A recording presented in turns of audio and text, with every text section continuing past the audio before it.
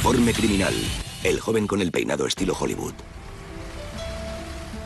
Montana en los años 50 era un lugar bello y tranquilo, no muy alejado de la época de los pioneros y los colonizadores. En los años 50, Shelby, Montana, era una comunidad pequeña y pacífica de unas 3000 personas cerca de la frontera con Canadá. Esa parte del mundo en Montana occidental es muy llana. Cuando la gente piensa en Montana cree ver montañas, pero allí no hay. Lo único que se puede ver son torres petrolíferas y las distancias son tan grandes y todo es tan rural que la gente todavía monta a caballo. Era una comunidad de granjeros muy unida.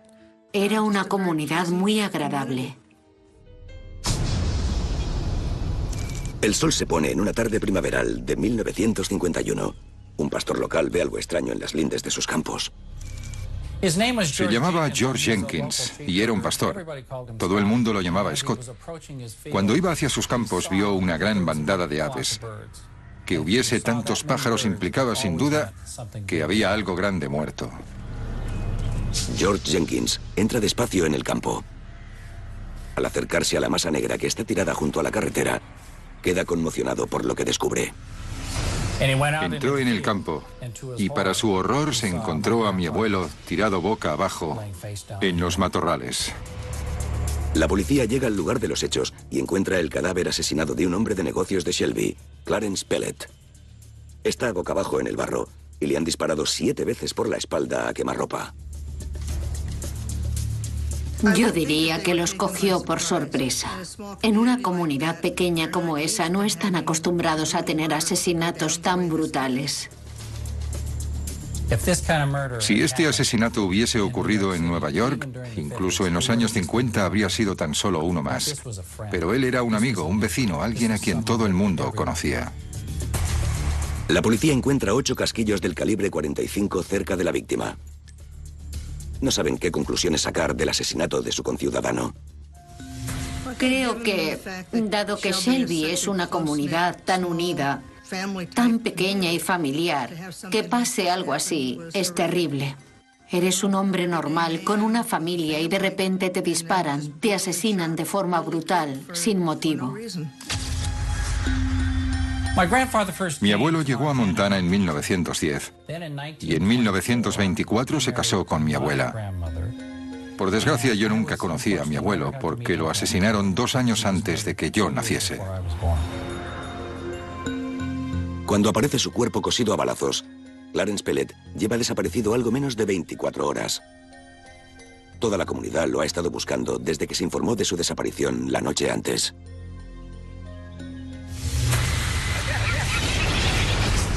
La noche anterior, Clarence Pellet no había vuelto a casa después de trabajar. Si yo fuese madre de 6 hijos, estaría tan nerviosa como la señora Pellet. Le preocupaban sus hijos, pero sobre todo en ese momento le preocupaba a él.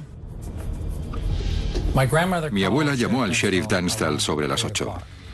Estaba muy agitada. El abuelo nunca llegaba tarde, siempre era puntual.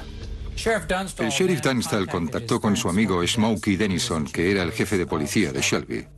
Ambos decidieron recorrer la calle principal y hablar con los vecinos para ver si alguien había visto a mi abuelo. Shelby solo tiene 3 manzanas, así que no tardaron mucho en encontrar a alguien que le había visto. Dijeron que mi abuelo había estado hablando con 2 desconocidos y que se suponían que eran hombres de negocios, que estaban hablando sobre contratos petrolíferos.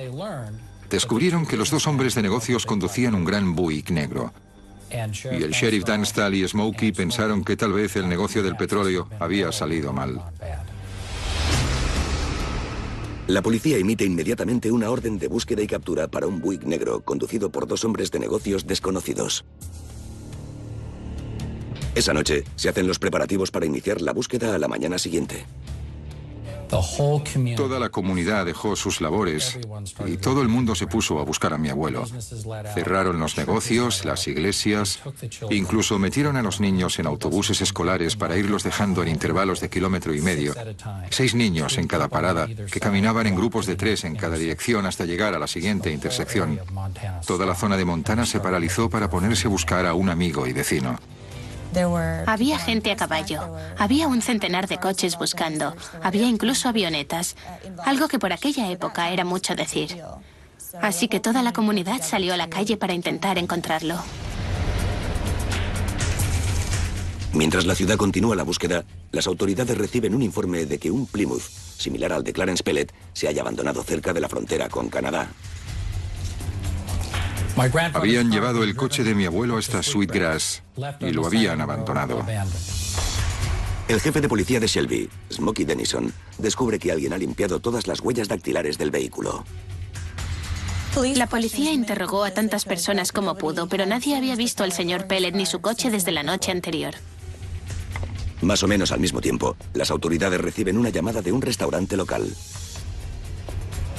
Una camarera de un bar de carretera, tras haber oído las noticias en la radio, contactó con el sheriff Dunstall y le dijo que había visto a mi abuelo recoger a un autoestopista justo al lado del bar. La camarera describe a un joven autoestopista con un traje de color gris claro que estaba en una esquina esperando a que alguien lo llevase.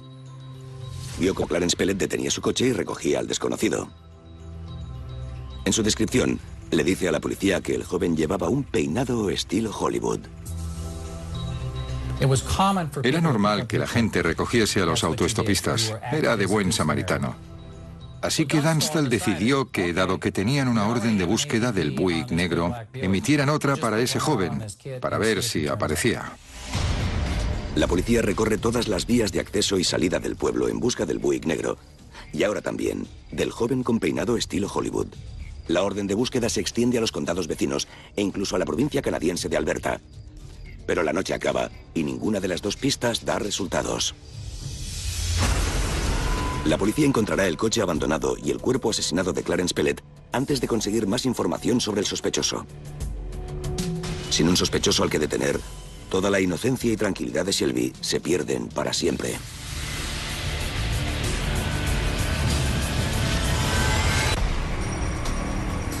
En una fría noche de primavera de abril de 1951, la pequeña comunidad rural de Shelby, en Montana, recibe el aviso de la desaparición de Clarence Pellet. Al día siguiente, el cadáver de Clarence aparece cosido a balazos en el campo de un granjero, boca abajo.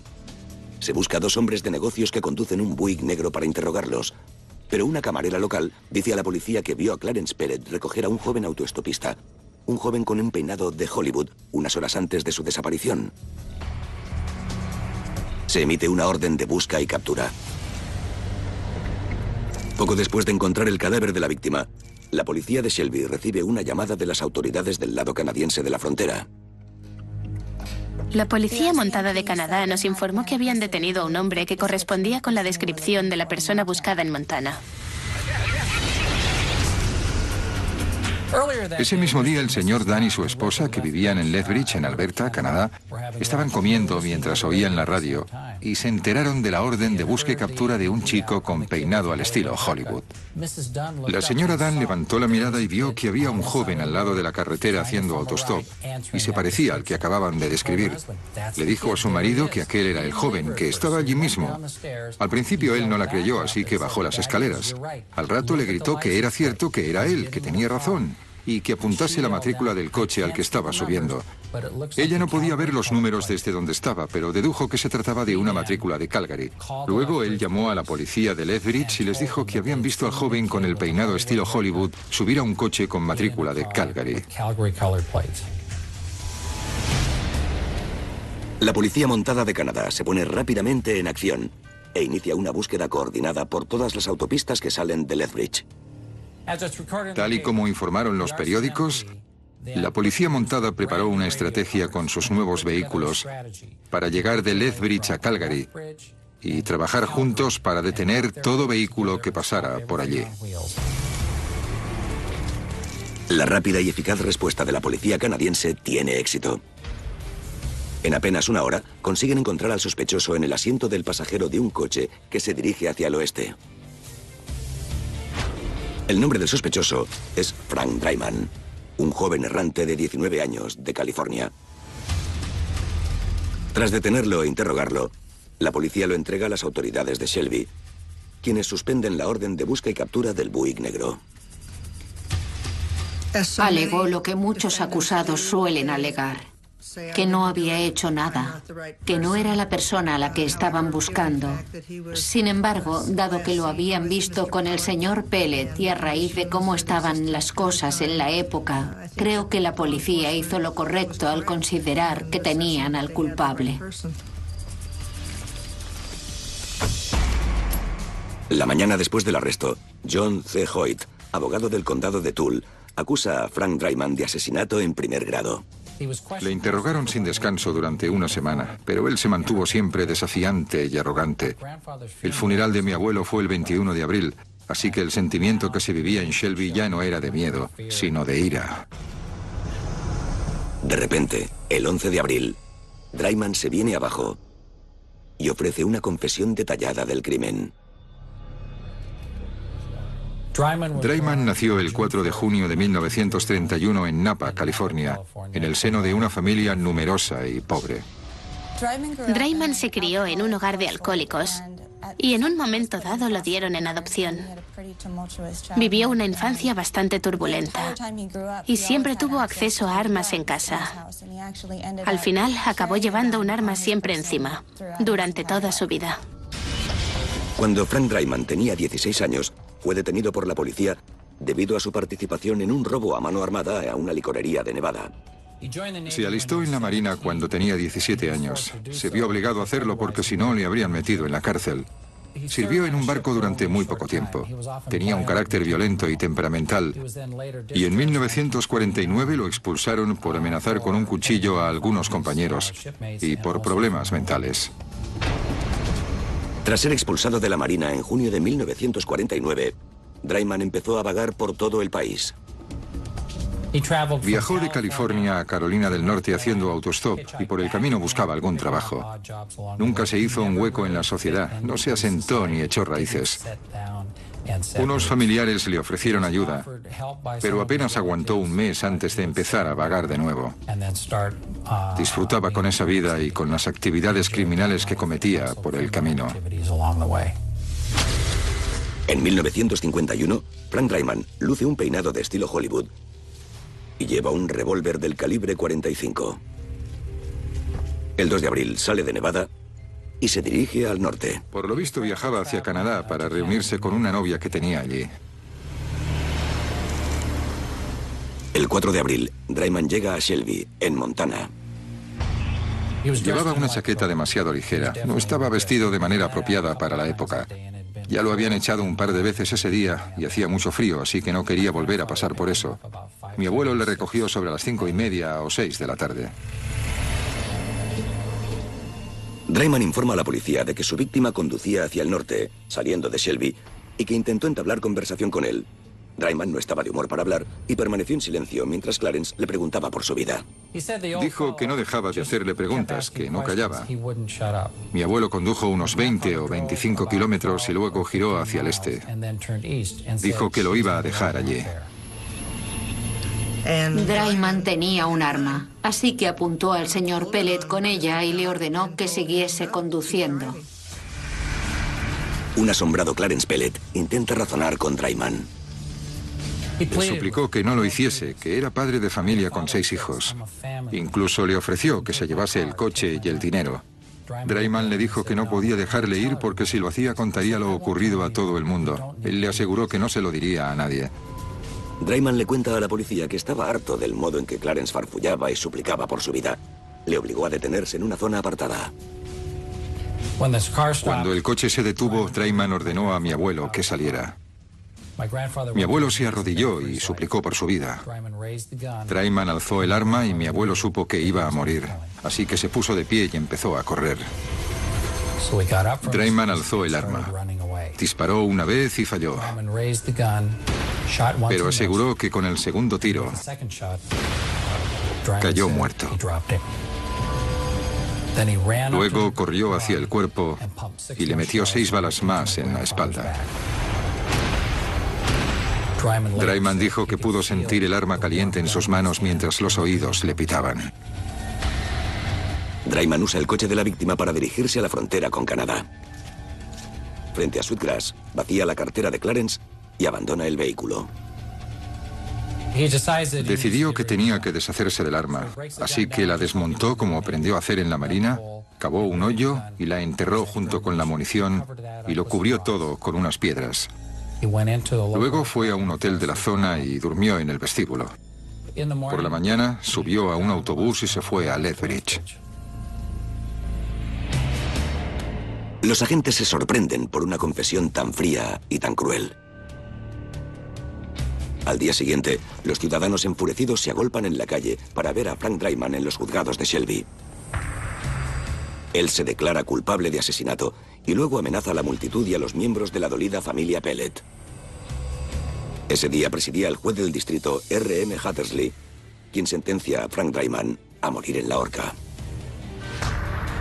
Es la primera sentencia de muerte del condado en más de 40 años. Los periódicos definen el asesinato como lo más grave que ha sucedido en toda la historia del condado de Toole. Era una zona rural en la que uno de los suyos había sido brutalmente asesinado. Había cierto sentimiento de orgullo cívico. Llevaron a cabo una investigación. Hubo una operación de búsqueda y captura internacional para encontrar al culpable. Le encontraron y consiguieron que confesase. Se acabó. Era un triunfo seguro. Pero el destino de Frank Draiman dista mucho de ser un caso cerrado. Aunque la gente de Shelby todavía no lo sabe en aquel momento, la vida de Draiman como criminal convicto no ha hecho más que empezar. El 4 de abril de 1951, Clarence Pellet, un hombre de negocios de la pequeña ciudad de Shelby, en Montana, muere a manos de un autoestopista llamado Frank Draiman. Draiman huye a Canadá, pero no tarda en ser atrapado y llevado de vuelta a Shelby, donde se declara culpable de disparar a Pellet varias veces por la espalda. Una semana después del asesinato, un juez local condena a Frank Draiman a morir en la horca. Los ciudadanos de Shelby han empezado a construir la horca cuando una súbita oleada de oposición nacional amenaza con truncar sus planes.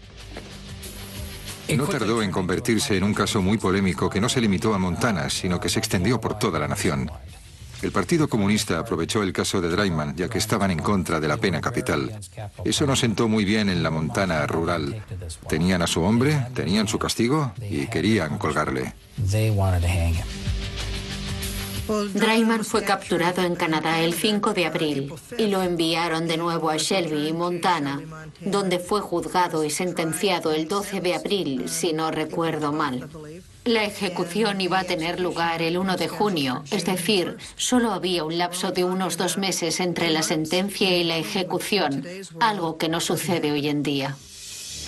A Draiman se le asigna un buen abogado defensor, llamado W.M. Black, quien quiere que se examine bien el caso antes de ejecutar a Draiman. En mayo, envía oficialmente 2 peticiones de clemencia al gobernador de Montana. El gobernador Bonner revisó el caso. Llegó a la conclusión de que no había duda alguna de su culpabilidad ni de la brutalidad del crimen. No vio ninguna circunstancia legal atenuante para que tuviese que intervenir personalmente. No otorgó clemencia. Aunque Draiman había confesado, un abogado participó en el caso para representarlo y se puso manos a la obra para retirar su confesión de culpabilidad y seguir adelante con el juicio. El 29 de mayo, apenas 3 días antes de que lo cuelguen, el abogado de Draiman presenta una apelación en el Tribunal Supremo de Montana. Draiman consigue un retraso de 70 días en su ejecución a la espera de la decisión judicial. Ahora los procedimientos legales no acaban nunca. No fue hasta principios de 1952 cuando el Tribunal Supremo rechazó que se pudiese cambiar una confesión. Pasó todo un año antes de que llegase el juicio siguiente. La ciudad de Shelby y mi familia tuvieron que esperar a que se hiciese justicia durante todo ese tiempo. El 13 de enero de 1953, Frank Draiman vuelve a ser condenado a la horca por el asesinato de Clarence Pellet. Sin embargo, los abogados de Draiman presentan otro recurso. El Partido Comunista no creía que pudiesen conseguir un juicio justo con el juez Hattersley. Tras varios recursos, consiguieron cambiar la jurisdicción a Havre, Montana. Todo el asunto se convirtió en una disputa política en torno a la pena de muerte, y la familia Pellet se vio arrastrada a 4 largos años de recursos y juicios. Todo eso acabó haciendo mucho daño a la familia, sobre todo a mi abuela. Se casó con un hombre que no tenía la aprobación de mi padre, así que se pelearon y nunca más volvieron a hablarse. Crecí sin ningún contacto con la rama de la familia Pellet. Por culpa de este incidente nunca les conocí. En 1955, Frank Draiman afronta un nuevo juicio, el tercero, esta vez con un jurado y celebrado en el condado vecino de Hill. Al final fue condenado a cadena perpetua con la posibilidad de libertad condicional. Con su tercera y última sentencia, Frank Draiman es enviado a una penitenciaría federal. Los años pasan y la gente de Shelby ni siquiera se entera cuando Frank Draiman comete un nuevo crimen. Una vez mi padre me habló de ese crimen. Yo tendría 6 o 7 años. Me dijo que mi abuelo había sido asesinado por un autoestopista mientras suplicaba por su vida. Así que me advirtió que nunca recogiese a un autoestopista. No supe nada más de este asesinato hasta abril de 2009. En febrero de 2009 mi madre sufrió un derrame cerebral. Cuando estábamos limpiando su casa encontramos una caja con todos los recuerdos que había coleccionado durante sus 80 años de vida. Lo enviamos todo a su casa de Bellevue, en Washington. Un mes más tarde aproximadamente decidí que había llegado la hora de revisar su caja de recuerdos. Una hora después encontré un puñado de artículos de periódico. Desaparece un hombre de Montana, sangriento asesinato. Sabía que era sobre el asesinato de mi abuelo y decidí que tenía que investigar más sobre el tema. Tenía que descubrir qué había pasado. Entré en internet y encontré el Comité de Libertad Condicional de Montana. A él lo tenían etiquetado como fugitivo. Me puse tan nervioso que le grité a mi mujer que era un fugitivo, que se había ido. Le concedieron la libertad condicional en 1969 y en 1972 desapareció de repente. No sabíamos dónde estaba. Lo encarcelaron en 1955. Fue condenado a cadena perpetua. Pero 5 años después ya estaba intentando salir de la cárcel. Escribía cartas, hacía peticiones. No creía haber hecho nada malo para estar allí. Escribió varias veces al Comité de Libertad Condicional. Decía que era un hombre nuevo y les pedía que le concediesen la libertad condicional. Mi padre tuvo la brillante idea de ir a todas las peticiones de libertad condicional de Draiman para asegurarse de que siempre había alguien en contra de concedérsela.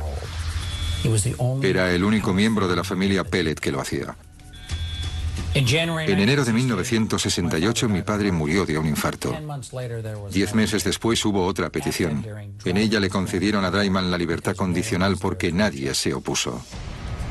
En 1969, Frank Draiman recibe la libertad condicional a cargo de su hermano, que vive en California. Durante 2 años, trabaja e incluso se casa con una joven viuda. Pero entonces, en octubre de 1971, de forma repentina y sin previo aviso, Draiman desaparece sin dejar rastro. Las autoridades buscan a Draiman por todas partes, y el FBI emite una orden de busca y captura. Pero los años pasan, y es como si el nombre de Frank Draiman ya no existiese.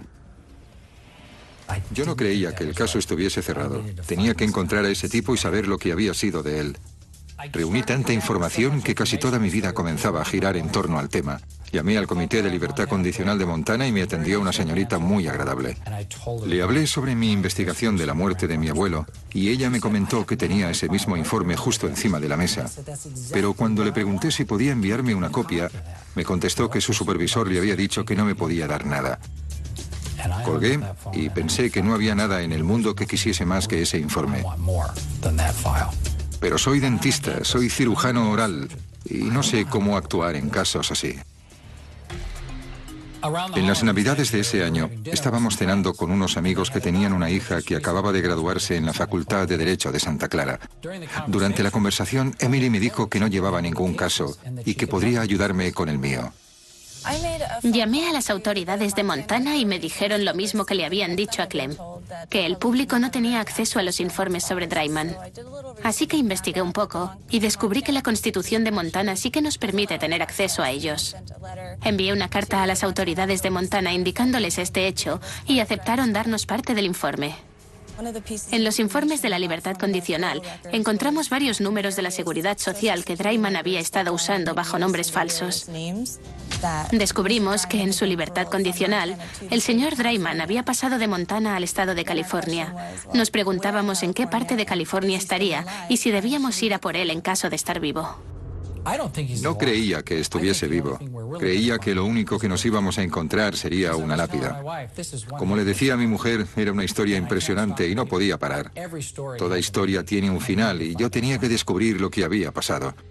Así que junté toda la información y decidimos contratar a una detective privada. Lo que están a punto de descubrir servirá para reabrir casi 60 años de un dolor que una pequeña comunidad de Montana ya casi había olvidado. El descubrimiento va más allá de todas las previsiones de Clem Pellet y hará que se enfrente a un asesino cara a cara. Cuando Clem Pellet era pequeño, su padre le contó que su abuelo había sido asesinado por un autoestopista. 48 años después, con 56, Clem encuentra 4 viejos artículos en los que se detalla el asesinato de su abuelo. A medida que empieza a encajar las piezas, descubre que el asesino, un joven llamado Frank Dryman, se había librado de la pena de muerte y que en 1955 había sido condenado a cadena perpetua. Luego Clem descubre que Frank Dryman huyó durante su libertad condicional en 1971 y que ahora es un fugitivo buscado. Con la ayuda de una abogada, Clem contrata a una detective privada con la esperanza de descubrir qué ha sido del hombre que asesinó a su abuelo hace casi 60 años. Cuando conseguimos su nombre, Frank Dryman, también conseguimos un nombre falso, Frank Valentine. Teníamos su fecha de nacimiento, su número de la Seguridad Social y una descripción detallada de sus tatuajes. Llamé a Sheila Clopper, una detective privada que conocía en California, y le proporcioné varios números de la Seguridad Social que Dryman empleaba con diferentes nombres. Dijo que su cliente buscaba a alguien que había asesinado a su abuelo y que se había fugado tras recibir la libertad condicional en Montana. Sheila Clopper busca los nombres Frank Dryman y Frank Valentine en una base de datos nacional, pero sin ningún resultado. Luego, comprueba su número de la Seguridad Social y encuentra 2 direcciones asociadas. Aparecían listados tanto un apartado de correos en Arizona City como una vieja dirección en Glendale, Arizona. Inmediatamente telefoné a una colega, una detective de Arizona llamada Patricia Shaughnessy. Mi colega Sheila Clopper contactó conmigo para que la ayudase a localizar a un asesino convicto, Frank Dryman. Sheila había conseguido 2 direcciones en Arizona. Una de ellas era en Glendale, un barrio de Phoenix. Primero contacté con una de los dueños, una señora que llevaba años viviendo allí y que no conocía ni el nombre de Dryman ni el de Valentine. Así que eliminé la dirección de Glendale de mi investigación. Shaughnessy se centra ahora en el apartado de correos de Arizona City. Quiere determinar si dicho apartado tiene asociada una dirección física. Preparé un formulario y lo mandé por fax para preguntar si había una dirección física vinculada con el apartado de correos que teníamos a nombre de Dryman y Valentine. Mientras espera la respuesta de la oficina de correos, Pat Shaughnessy sigue buscando el apartado de correos en diversas bases de datos. No había un resultado directo, pero sí que teníamos un par de nombres posibles que estaban vinculados con ese apartado. Uno de ellos era Big Houston. Entonces recibí la respuesta de la oficina de correos, en la que nos daban una dirección física que estaba vinculada a ese apartado de correos. Ahora por fin teníamos algo con lo que trabajar. Contacté con mi colega Pat Cotty, que trabajaba en Casa Grande, no muy lejos de Arizona City. Me llamó Pat Shaughnessy. Quería que comprobase una dirección en Arizona City. Sabía que Frank Dryman tendría unos 78 años, que llevaba gafas, pelo corto y, lo más destacable, que tenía tatuajes. Llevaba tatuado LOVE en los dedos de la mano derecha. No tenía ninguna marca en la cara, pero sí tenía varios tatuajes en el torso. Un sábado, el 20 de marzo de 2010, sobre las 4 de la tarde, me dirigí al 16206 de la calle North Desert Park en Arizona City. Nada más llegar me fijé en la capilla para bodas Cactus Rose y en que también había un notario público. Resultó que Victor Houston tenía una compañía. Tenía una notaría pública y una capilla para bodas. Era diácono y llevaba años oficiando bodas en la comunidad. Vi un cobertizo con objetos para trabajos manuales. Había varios detalles que indicaban que era pintor por encargo, así que no me sorprendió. Mientras revisaba los números de teléfono, decidiendo si llamar o volver más tarde, llegó un anciano en un carrito de golf. Se bajó de él, avanzó hacia la puerta y me preguntó qué quería. Me presenté como un detective privado. Y le pregunté directamente si Frank Valentine vivía en aquella dirección. Me miró desconcertado y me preguntó que por qué le buscaba. Solo le dije que me había llamado otra detective y que me había pedido que me pasase por allí para ver si el señor Valentine vivía en aquella dirección. Me volvió a preguntar que por qué le estaba buscando. Tenía una mirada sorprendida, un tanto desconcertada. Le contesté que tan solo le estaba haciendo un favor a la detective al ir a comprobar si él estaba allí o no. Me contestó que no estaba allí, y yo lo acepté sin más.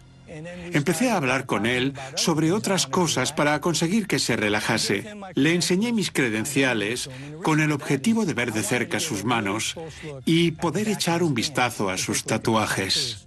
Sacó una lupa y mientras examinaba mis credenciales me di cuenta de que tenía dificultades para ver. Aproveché para observar bien el dorso de su mano. Pude ver que tenía tatuajes de estrellas en la parte posterior de todos los dedos, tanto en la mano derecha como en la izquierda. Y yo sabía bien que eran tatuajes de la prisión. Era evidente que estaba intentando distraerme. No hacía más que elogiarse y hablar de todos sus grandes logros. Así que le seguí la corriente. Y luego, de repente, me preguntó si quería entrar en la propiedad para ver si estaba Frank Valentine. En ese momento supe que era él a quien estábamos buscando. Sabía que había cometido un asesinato en Montana y tenía un mal presentimiento. Algo me dijo que no entrase en aquel lugar. Le contesté que no hacía falta y le di las gracias.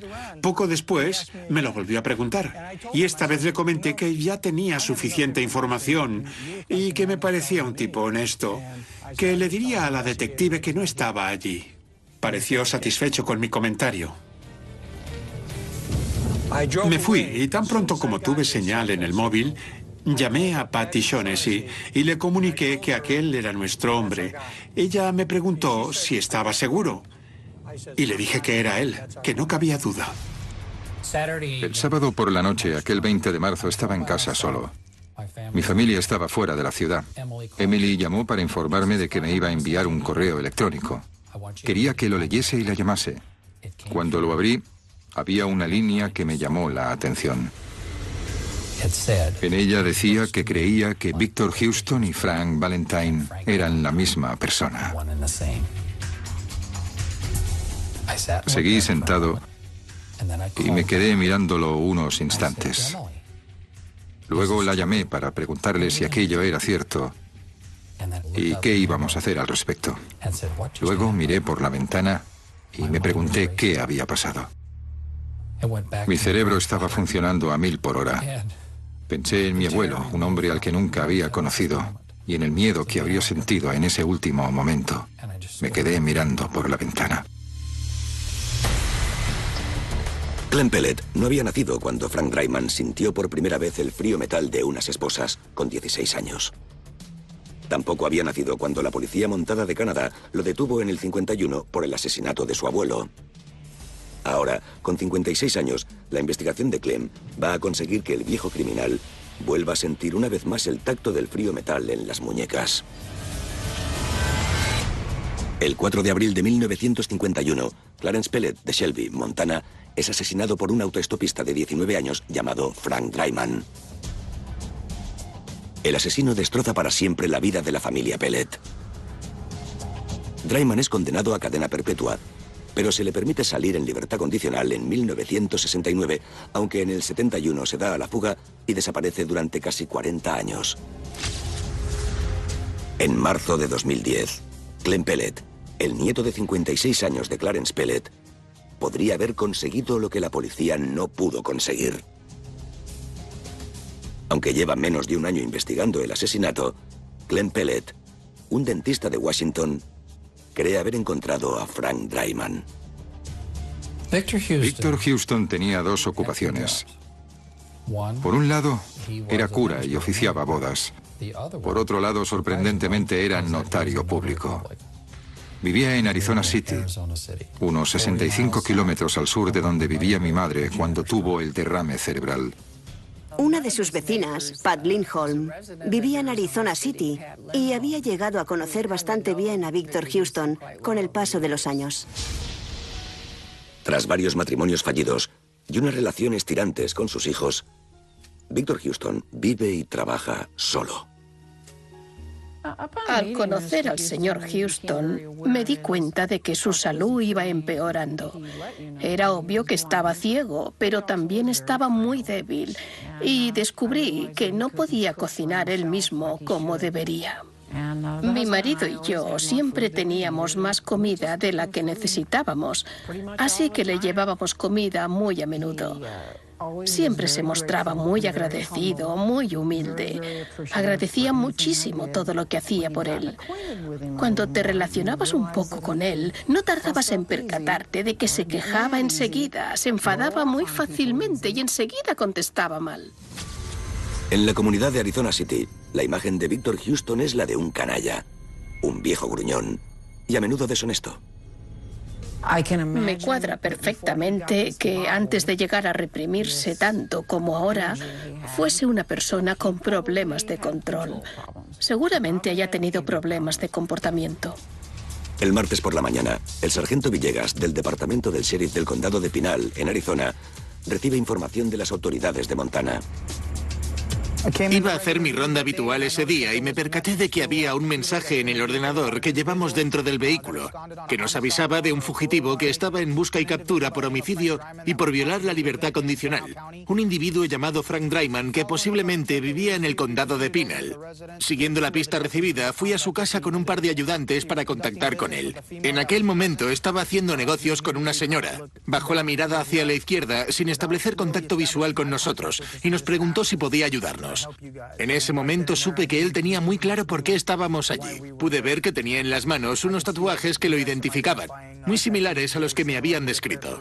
A partir de ese punto, todo fue como un sexto sentido.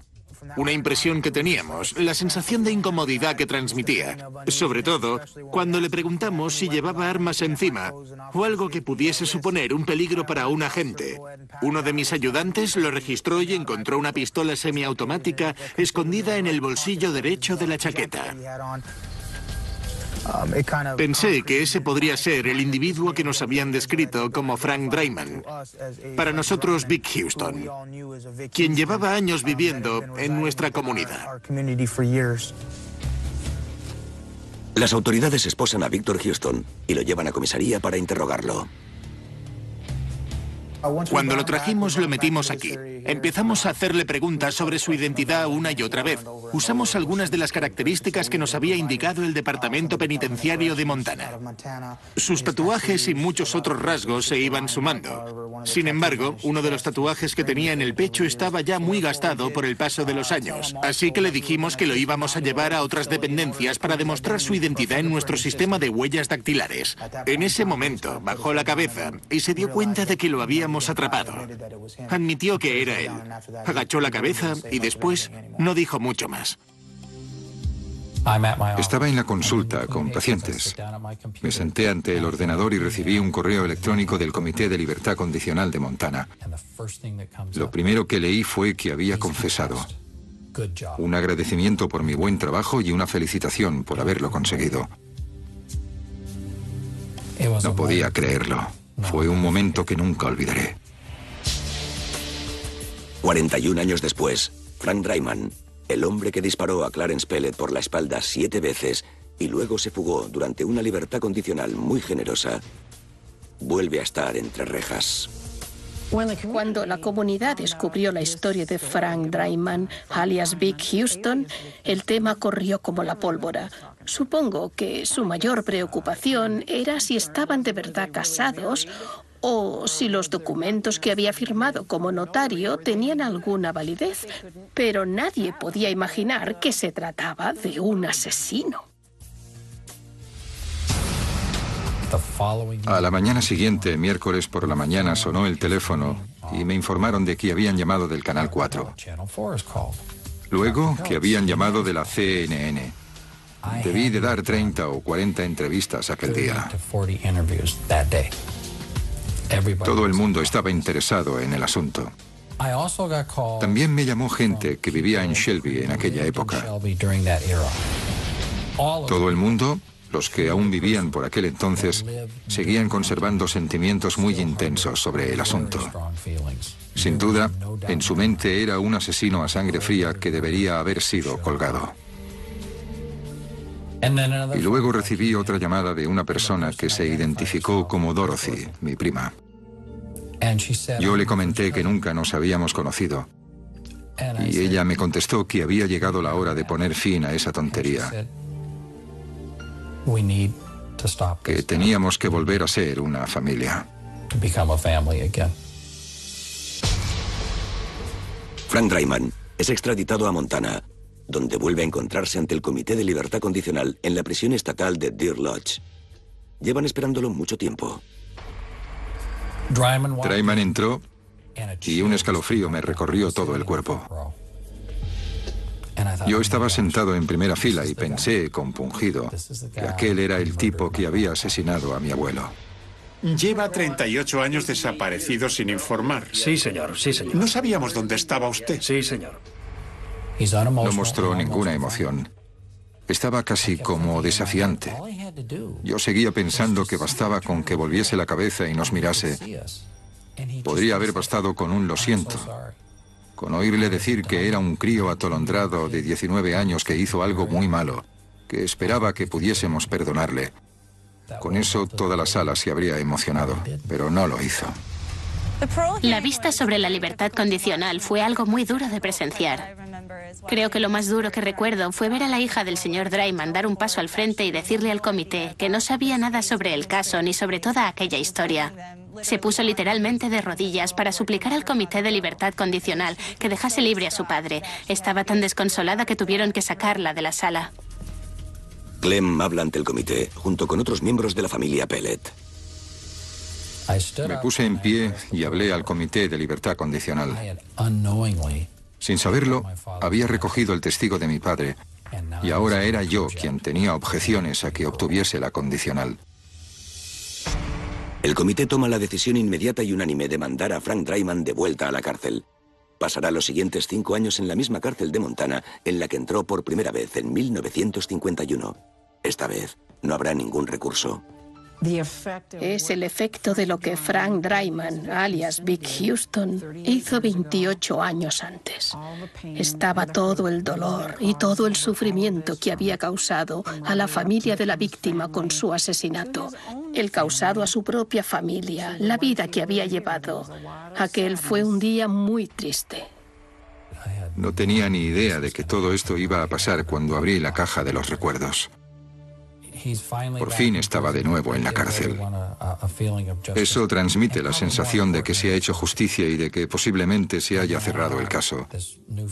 Ahora tengo una nueva familia, a la que todavía estoy conociendo. A principios de mayo, mi mujer, mi hija y yo fuimos a Shelby. Fuimos a casa de los Pellet en Shelby. Y nos encontramos a 25 personas allí de pie, esperándonos para abrazarnos y darnos la bienvenida a la familia. Fue un momento que nunca olvidaré.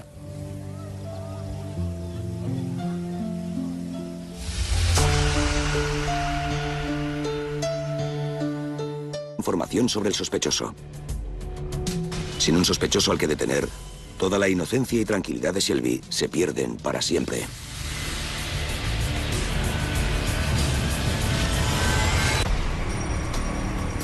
En una fría noche de primavera de abril de 1951, la pequeña comunidad rural de Shelby, en Montana, recibe el aviso de la desaparición de Clarence Pellet.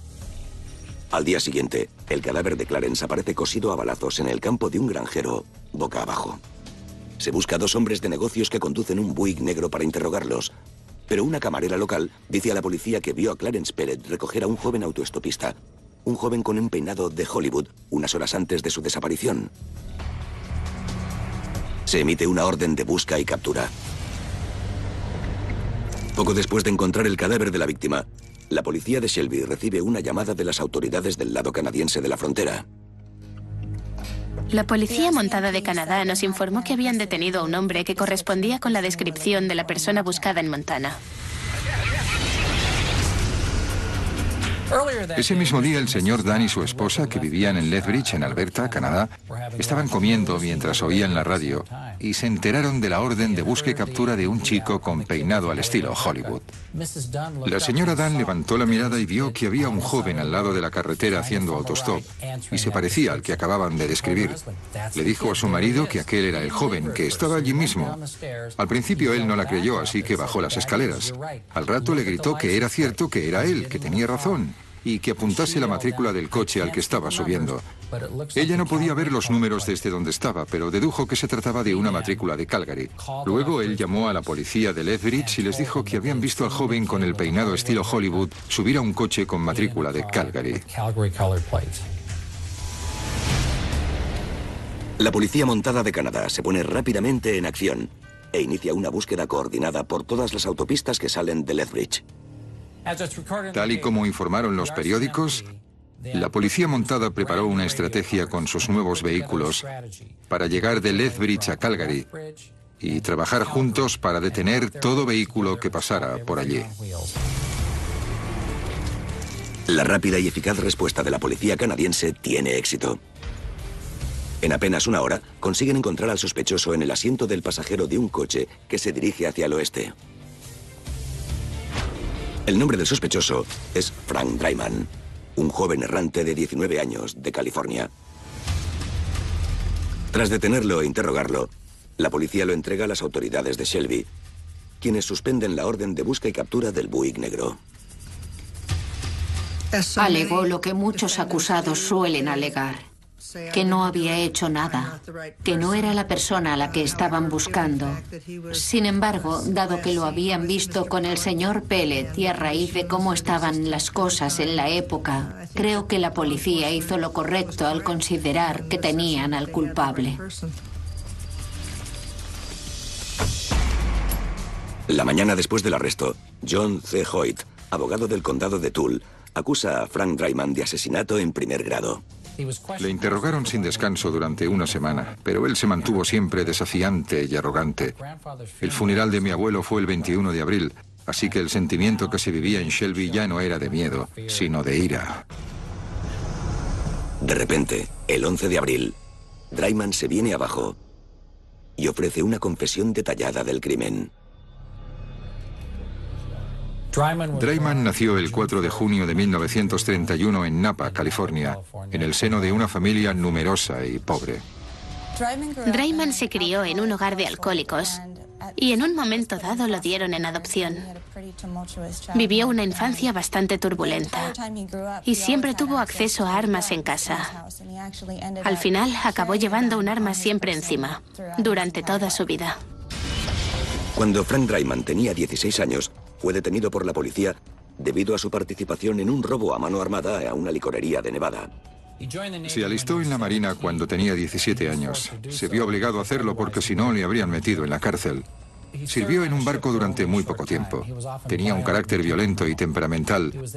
Y en 1949 lo expulsaron por amenazar con un cuchillo a algunos compañeros y por problemas mentales. Tras ser expulsado de la Marina en junio de 1949, Dryman empezó a vagar por todo el país. Viajó de California a Carolina del Norte haciendo autostop y por el camino buscaba algún trabajo. Nunca se hizo un hueco en la sociedad, no se asentó ni echó raíces. Unos familiares le ofrecieron ayuda, pero apenas aguantó un mes antes de empezar a vagar de nuevo. Disfrutaba con esa vida y con las actividades criminales que cometía por el camino. En 1951, Frank Dryman luce un peinado de estilo Hollywood y lleva un revólver del calibre 45. El 2 de abril sale de Nevada y se dirige al norte. Por lo visto viajaba hacia Canadá para reunirse con una novia que tenía allí. El 4 de abril, Dryman llega a Shelby, en Montana. Llevaba una chaqueta demasiado ligera. No estaba vestido de manera apropiada para la época. Ya lo habían echado un par de veces ese día y hacía mucho frío, así que no quería volver a pasar por eso. Mi abuelo le recogió sobre las 5:30 o 6 de la tarde. Dryman informa a la policía de que su víctima conducía hacia el norte, saliendo de Shelby, y que intentó entablar conversación con él. Dryman no estaba de humor para hablar y permaneció en silencio mientras Clarence le preguntaba por su vida. Dijo que no dejaba de hacerle preguntas, que no callaba. Mi abuelo condujo unos 20 o 25 kilómetros y luego giró hacia el este. Dijo que lo iba a dejar allí. Dryman tenía un arma, así que apuntó al señor Pellet con ella y le ordenó que siguiese conduciendo. Un asombrado Clarence Pellet intenta razonar con Dryman. Le suplicó que no lo hiciese, que era padre de familia con 6 hijos. Incluso le ofreció que se llevase el coche y el dinero. Dryman le dijo que no podía dejarle ir porque si lo hacía contaría lo ocurrido a todo el mundo. Él le aseguró que no se lo diría a nadie. Dryman le cuenta a la policía que estaba harto del modo en que Clarence farfullaba y suplicaba por su vida. Le obligó a detenerse en una zona apartada. Cuando el coche se detuvo, Dryman ordenó a mi abuelo que saliera. Mi abuelo se arrodilló y suplicó por su vida.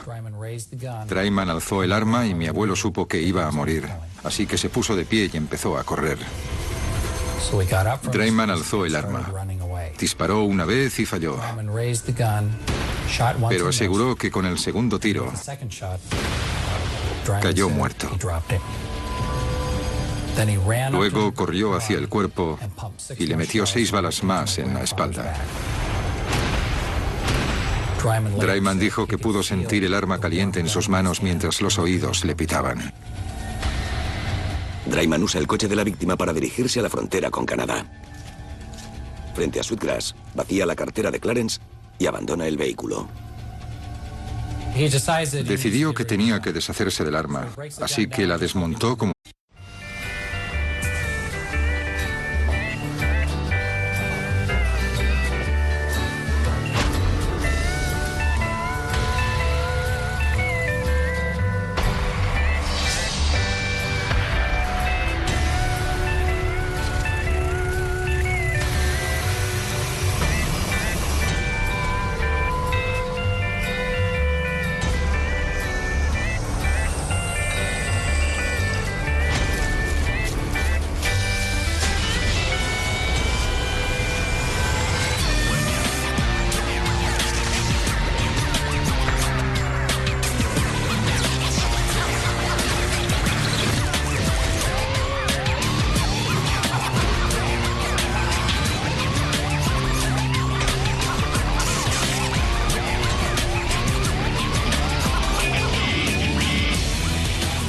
Informe criminal.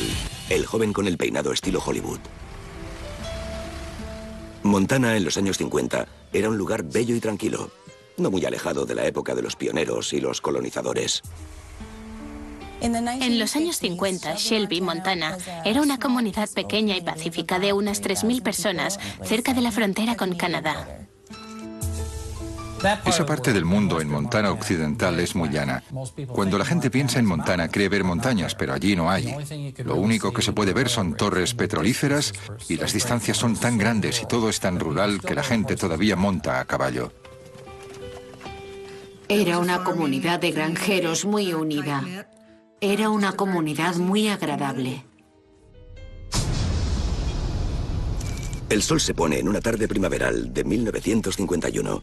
Un pastor local ve algo extraño en las lindes de sus campos. Se llamaba George Jenkins y era un pastor. Todo el mundo lo llamaba Scott. Cuando iba hacia sus campos vio una gran bandada de aves. Que hubiese tantos pájaros implicaba sin duda que había algo grande muerto. George Jenkins entra despacio en el campo. Al acercarse a la masa negra que está tirada junto a la carretera, queda conmocionado por lo que descubre. Entró en el campo y para su horror se encontró a mi abuelo tirado boca abajo en los matorrales. La policía llega al lugar de los hechos y encuentra el cadáver asesinado de un hombre de negocios de Shelby, Clarence Pellet. Está boca abajo en el barro y le han disparado 7 veces por la espalda a quemarropa. Yo diría que los cogió por sorpresa. En una comunidad pequeña como esa no están acostumbrados a tener asesinatos tan brutales. Si este asesinato hubiese ocurrido en Nueva York, incluso en los años 50 habría sido tan solo uno más. Pero él era un amigo, un vecino, alguien a quien todo el mundo conocía. La policía encuentra 8 casquillos del calibre 45 cerca de la víctima. No saben qué conclusiones sacar del asesinato de su conciudadano. Creo que, dado que Shelby es una comunidad tan unida, tan pequeña y familiar, que pase algo así es terrible. Eres un hombre normal, con una familia, y de repente te disparan, te asesinan de forma brutal, sin motivo. Mi abuelo llegó a Montana en 1910 y en 1924 se casó con mi abuela. Por desgracia, yo nunca conocí a mi abuelo porque lo asesinaron 2 años antes de que yo naciese. Cuando aparece su cuerpo cosido a balazos, Clarence Pellet lleva desaparecido algo menos de 24 horas. Toda la comunidad lo ha estado buscando desde que se informó de su desaparición la noche antes.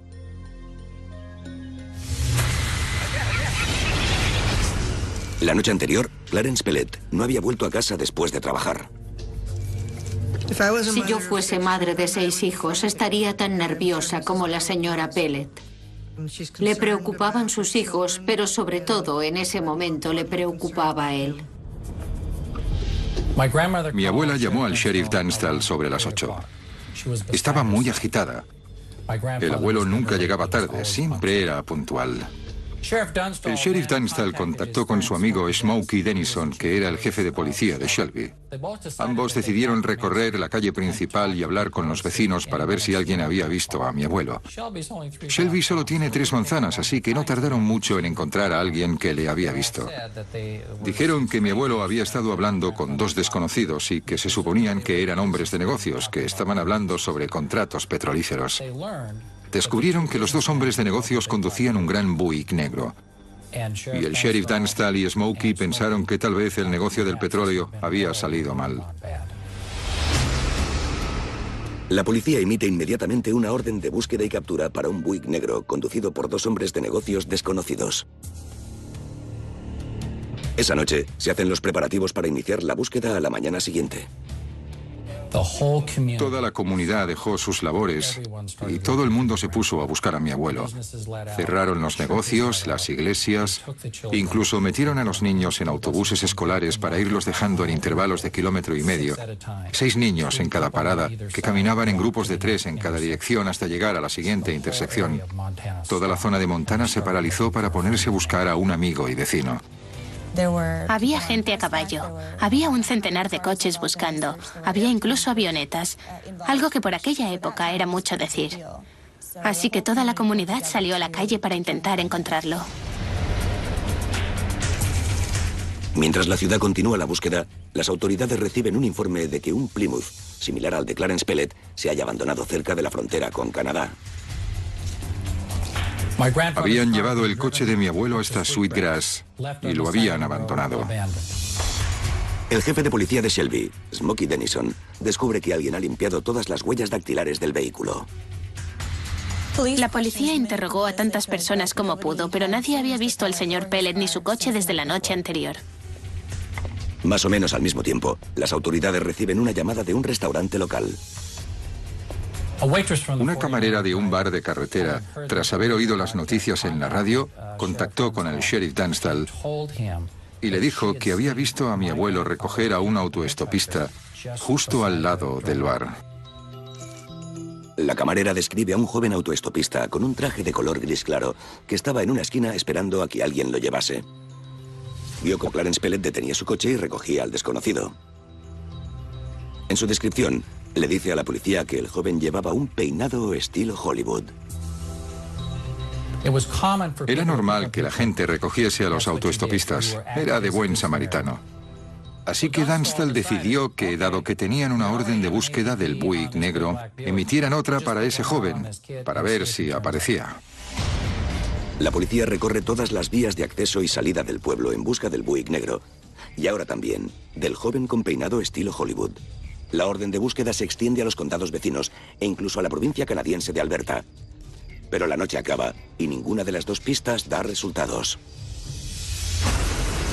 La policía encontrará el coche abandonado y el cuerpo asesinado de Clarence Pellet antes de conseguir más Como aprendió a hacer en la marina, cavó un hoyo y la enterró junto con la munición y lo cubrió todo con unas piedras.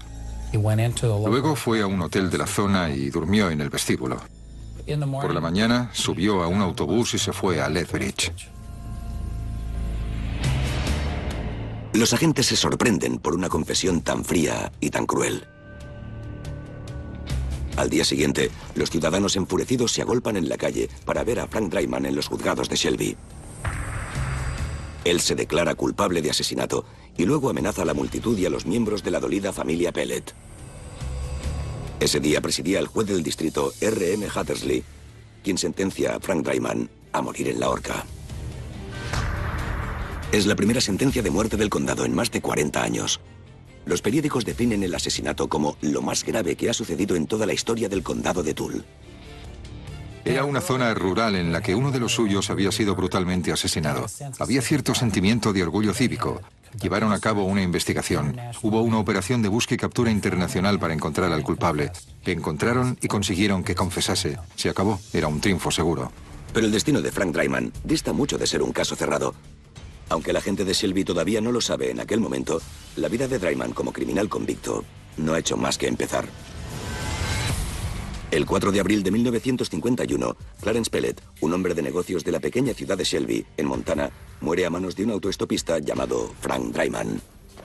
Draiman huye a Canadá, pero no tarda en ser atrapado y llevado de vuelta a Shelby, donde se declara culpable de disparar a Pellet varias veces por la espalda. Una semana después del asesinato, un juez local condena a Frank Draiman a morir en la horca.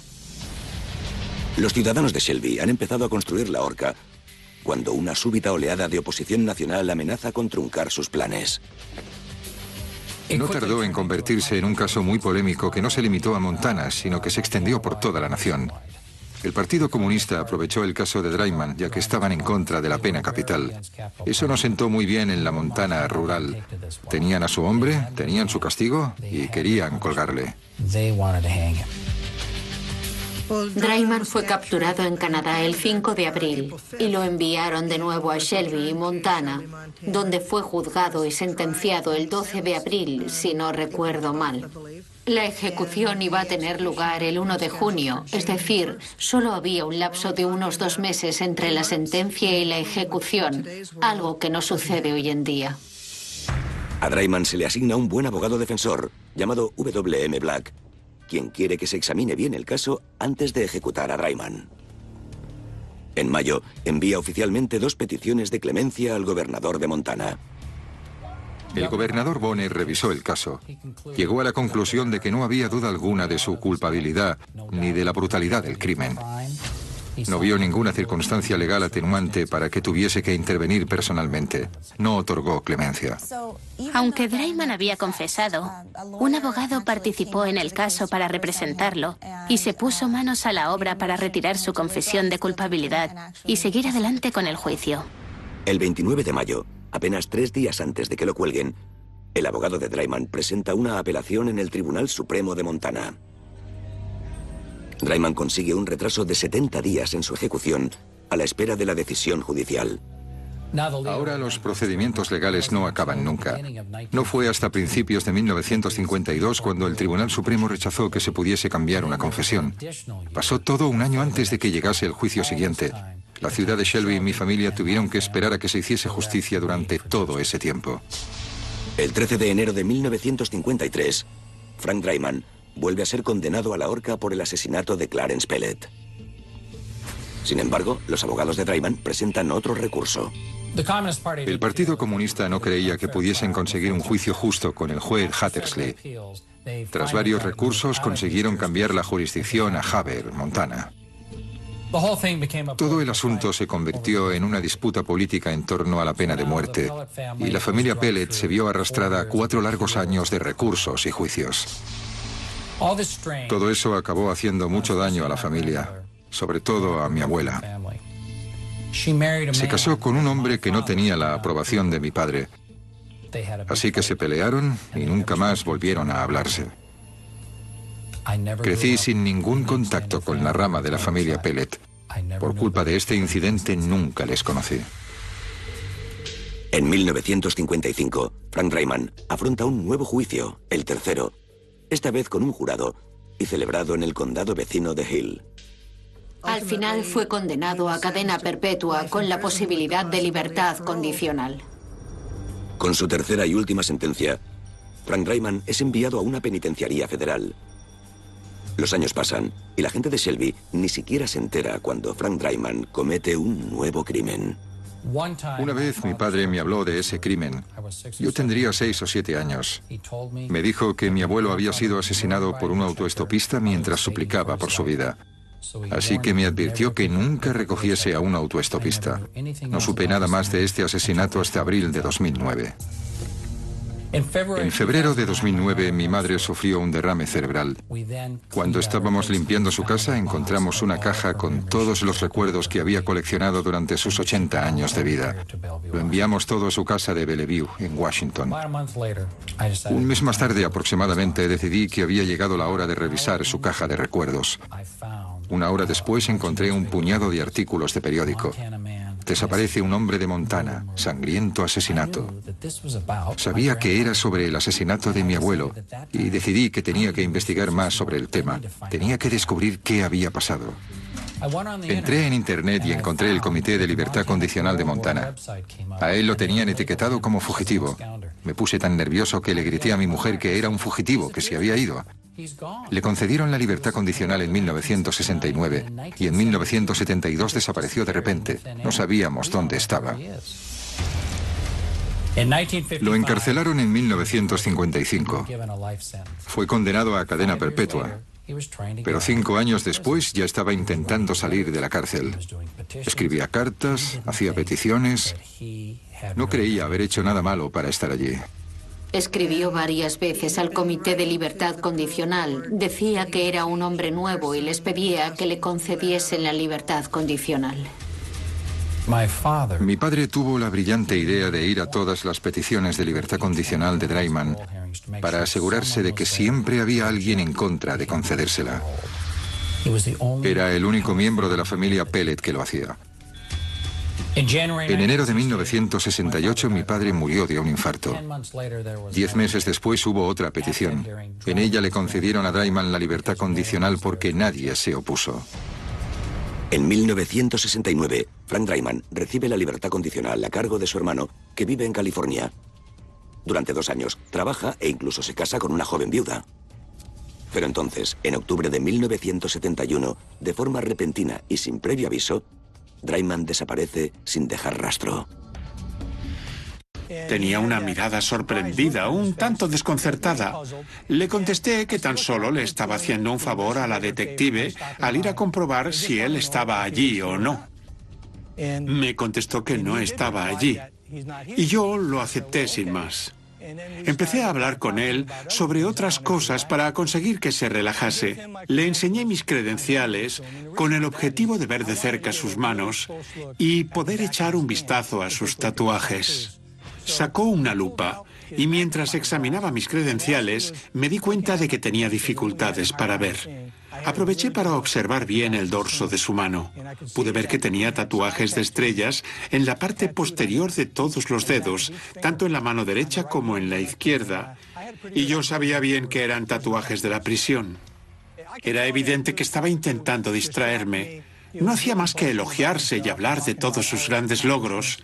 Así que le seguí la corriente. Y luego, de repente, me preguntó si quería entrar en la propiedad para ver si estaba Frank Valentine. En ese momento supe que era él a quien estábamos buscando. Sabía que había cometido un asesinato en Montana y tenía un mal presentimiento. Algo me dijo que no entrase en aquel lugar. Le contesté que no hacía falta y le di las gracias. Poco después me lo volvió a preguntar y esta vez le comenté que ya tenía suficiente información y que me parecía un tipo honesto, que le diría a la detective que no estaba allí. Pareció satisfecho con mi comentario. Me fui y tan pronto como tuve señal en el móvil, llamé a Patty Shaughnessy y le comuniqué que aquel era nuestro hombre. Ella me preguntó si estaba seguro y le dije que era él, que no cabía duda. El sábado por la noche, aquel 20 de marzo, estaba en casa solo. Mi familia estaba fuera de la ciudad. Emily llamó para informarme de que me iba a enviar un correo electrónico. Quería que lo leyese y la llamase. Cuando lo abrí, había una línea que me llamó la atención. En ella decía que creía que Victor Houston y Frank Valentine eran la misma persona. Seguí sentado y me quedé mirándolo unos instantes. Luego la llamé para preguntarle si aquello era cierto y qué íbamos a hacer al respecto. Luego miré por la ventana y me pregunté qué había pasado. Mi cerebro estaba funcionando a 1000 por hora. Pensé en mi abuelo, un hombre al que nunca había conocido, y en el miedo que habría sentido en ese último momento. Me quedé mirando por la ventana. Clem Pellet no había nacido cuando Frank Dryman sintió por primera vez el frío metal de unas esposas, con 16 años. Tampoco había nacido cuando la policía montada de Canadá lo detuvo en el 51 por el asesinato de su abuelo. Ahora, con 56 años, la investigación de Clem va a conseguir que el viejo criminal vuelva a sentir una vez más el tacto del frío metal en las muñecas. El 4 de abril de 1951, Clarence Pellet, de Shelby, Montana, es asesinado por un autoestopista de 19 años llamado Frank Dryman. El asesino destroza para siempre la vida de la familia Pellet. Dryman es condenado a cadena perpetua, pero se le permite salir en libertad condicional en 1969, aunque en el 71 se da a la fuga y desaparece durante casi 40 años. En marzo de 2010, Clem Pellet, el nieto de 56 años de Clarence Pellet, podría haber conseguido lo que la policía no pudo conseguir. Aunque lleva menos de un año investigando el asesinato, Clem Pellet, un dentista de Washington, cree haber encontrado a Frank Dryman. Victor Houston tenía dos ocupaciones. Por un lado, era cura y oficiaba bodas. Por otro lado, sorprendentemente, era notario público. Vivía en Arizona City, unos 65 kilómetros al sur de donde vivía mi madre cuando tuvo el derrame cerebral. Una de sus vecinas, Pat Lindholm, vivía en Arizona City y había llegado a conocer bastante bien a Victor Houston con el paso de los años. Tras varios matrimonios fallidos y unas relaciones tirantes con sus hijos, Victor Houston vive y trabaja solo. Al conocer al señor Houston, me di cuenta de que su salud iba empeorando. Era obvio que estaba ciego, pero también estaba muy débil, y descubrí que no podía cocinar él mismo como debería. Mi marido y yo siempre teníamos más comida de la que necesitábamos, así que le llevábamos comida muy a menudo. Siempre se mostraba muy agradecido, muy humilde. Agradecía muchísimo todo lo que hacía por él. Cuando te relacionabas un poco con él, no tardabas en percatarte de que se quejaba enseguida, se enfadaba muy fácilmente y enseguida contestaba mal. En la comunidad de Arizona City, la imagen de Victor Houston es la de un canalla, un viejo gruñón y a menudo deshonesto.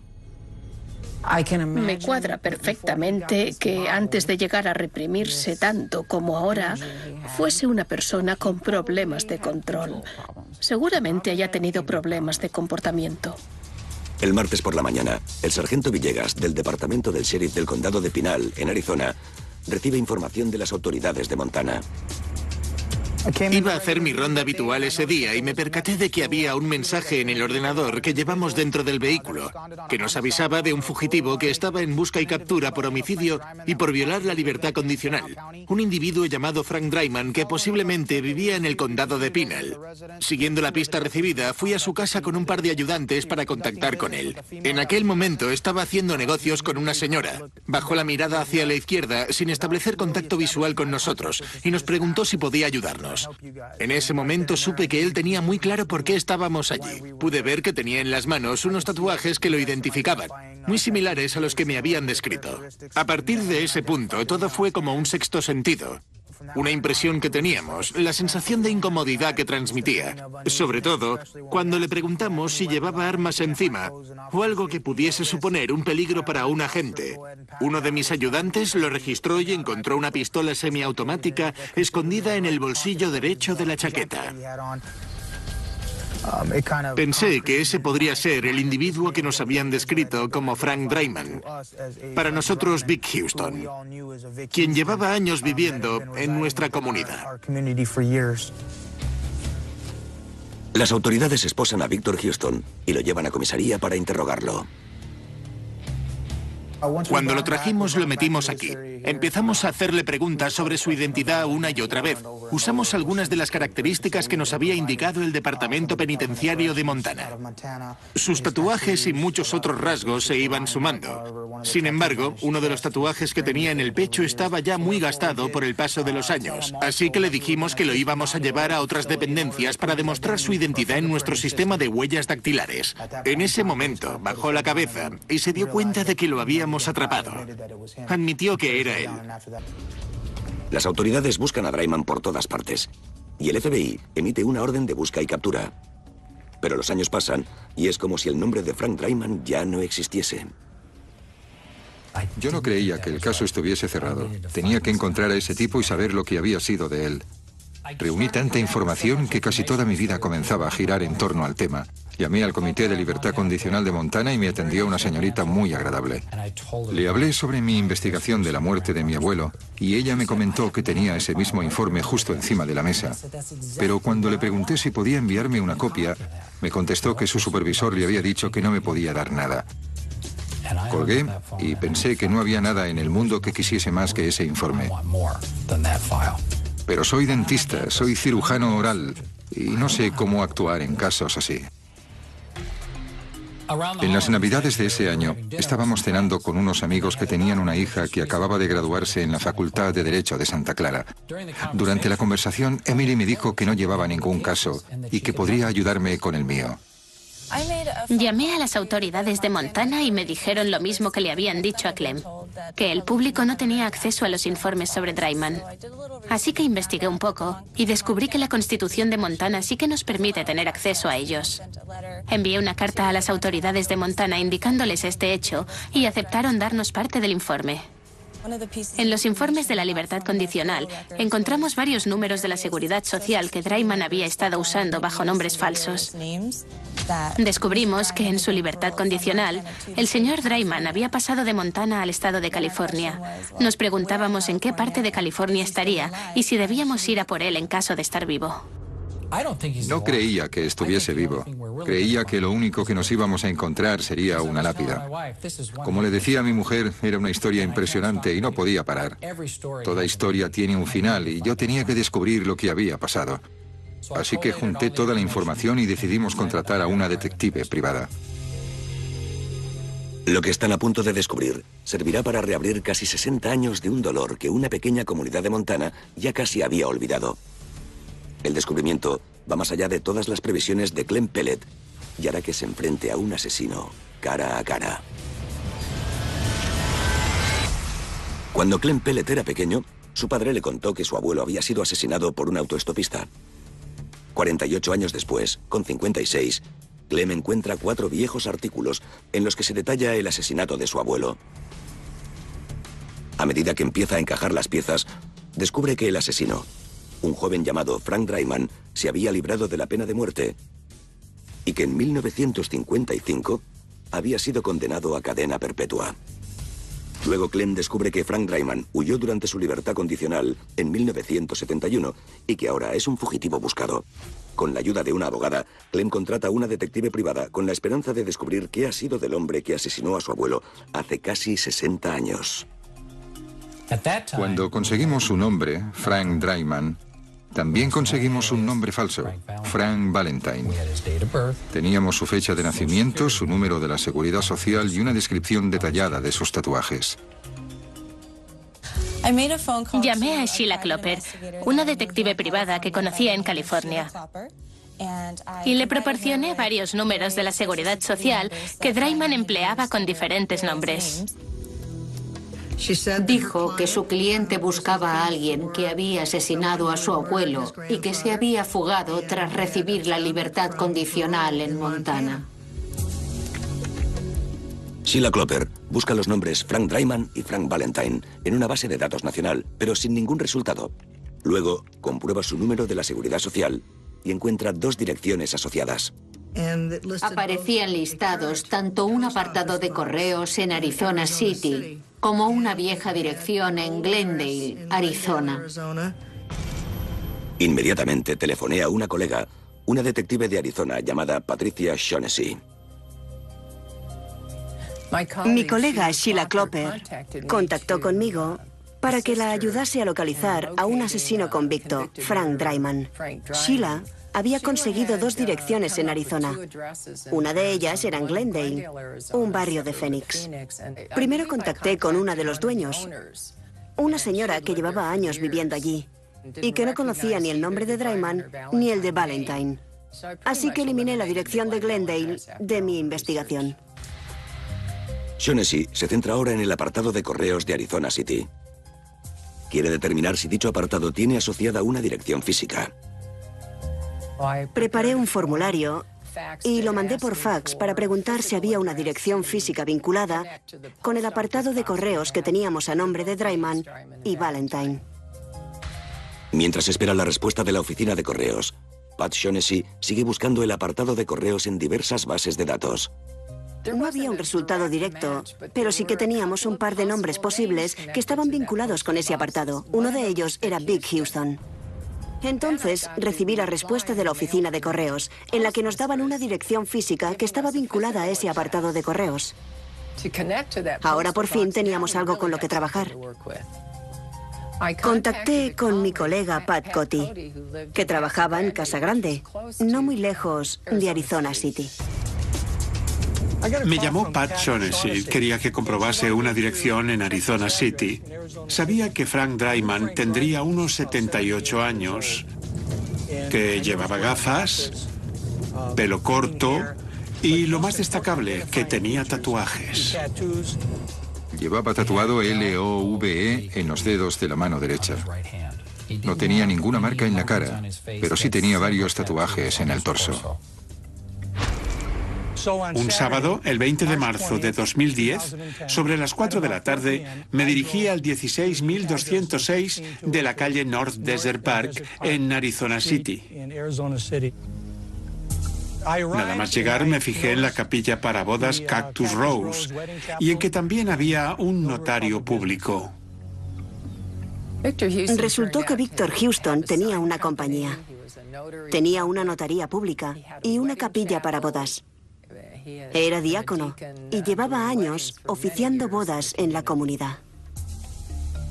Vi un cobertizo con objetos para trabajos manuales. Había varios detalles que indicaban que era pintor por encargo, así que no me sorprendió. Mientras revisaba los números de teléfono, decidiendo si llamar o volver más tarde, llegó un anciano en un carrito de golf. Se bajó de él, avanzó hacia la puerta y me preguntó qué quería.